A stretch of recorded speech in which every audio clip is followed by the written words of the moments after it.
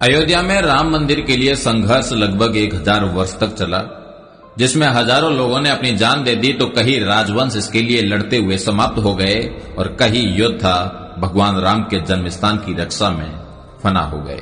आज हम आपको बताने जा रहे हैं वो चौंकाने वाले ऐतिहासिक तथ्य जो राम मंदिर से जुड़े हुए हैं।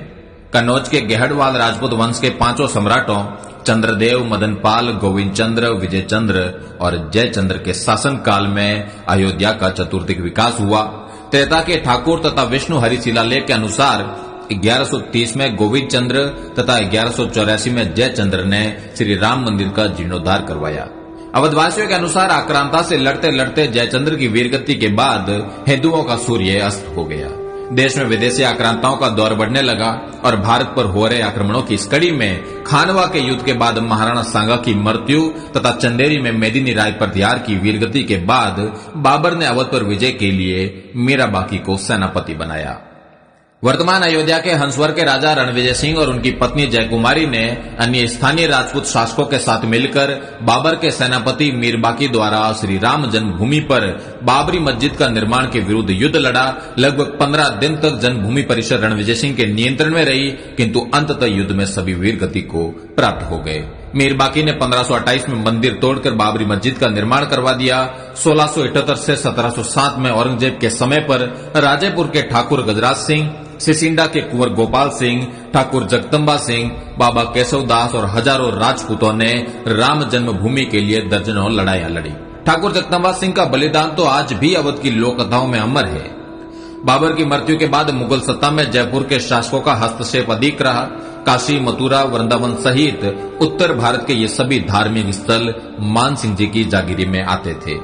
जयपुर रोयल के अभिलेखागार के अनुसार 1717 में सवाई जयसिंह द्वितीय ने सरयू नदी के किनारे श्री राम जन्म स्थान खरीदा और 1725 तक इस मंदिर का जीर्णोद्धार करवाया। उत्तर भारत के धार्मिक स्थलों पर मिर्जा राजा मानसिंह से लेकर सवाई जयसिंह जी तक के जयपुर के शासकों का अधिकार होने के कारण मुगल सत्ता द्वारा स्थानीय नवाबों को मंदिर परिसरों से दूर रहने के सख्त निर्देश थे। जयपुर शाही परिवार के पास राम मंदिर और आसपास 983 एकड़ के करीब जमीन थी, जिसका नक्शा जयपुर रॉयल आर्काइव में आज भी उपलब्ध है।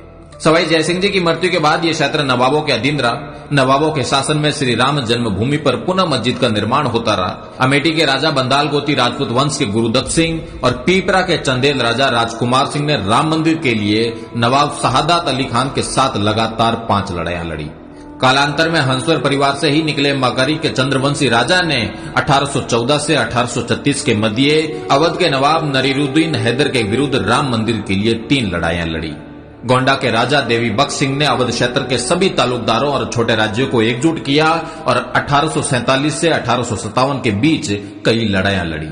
इन लड़ाइयों में नवाब वाजिद अली शाह बुरी तरह हार गया और इन लड़ाइयों के दौरान ही एक छोटा चबूतरा और राम मंदिर परिसर में मंदिर का निर्माण किया गया।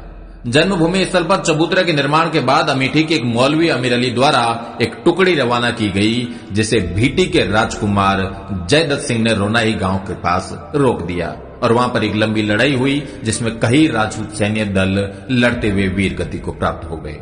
1857 की क्रांति के बाद ब्रिटिश सरकार ने मंदिर परिसर पर भविष्य में विकास कार्यों पर रोक लगा दी। देश आजाद हो गया, किंतु 1000 वर्षों तक चल रहे संघर्ष ने विराम नहीं लिया। राम मंदिर आंदोलन के जनक मेवाड़ के वीरम देवोत राणावत महंत दिग्विजय नाथ जी ने इस आंदोलन को संगठनात्मक स्वरूप दिया और 1969 में अपनी समाधि से पूर्व तक अनवरत इस काम में कार्यरत रहे। उत्तर प्रदेश के तत्कालीन मुख्यमंत्री वीर बहादुर सिंह रघुवंशी ने 1 फरवरी 1986 में पहली बार राम मंदिर के ताले खुलवाए। 1949 में केंद्र तथा राज्य सरकार पर विवादित ढांचे से प्रभु श्री राम की मूर्ति हटाने का दबाव था। उस समय फैजाबाद के सिटी मजिस्ट्रेट ठाकुर गुरुदत्त सिंह ने मूर्ति नहीं हटने दी। फलस्वरूप उन्हें अपनी नौकरी से हाथ धोना पड़ा। निर्मोही अखाड़े के संतों के बाद शायद अशोक सिंघल पहले प्रमुख हिंदू नेता है जिन्होंने स्वीकार किया कि ठाकुर गुरुदत्त सिंह के योगदान ने राम जन्मभूमि के इतिहास की दिशा बदल दी और राम जन्मभूमि पर नियंत्रण के लिए हिंदू संघर्ष की समय रेखा में एक मील का पत्थर स्थापित किया।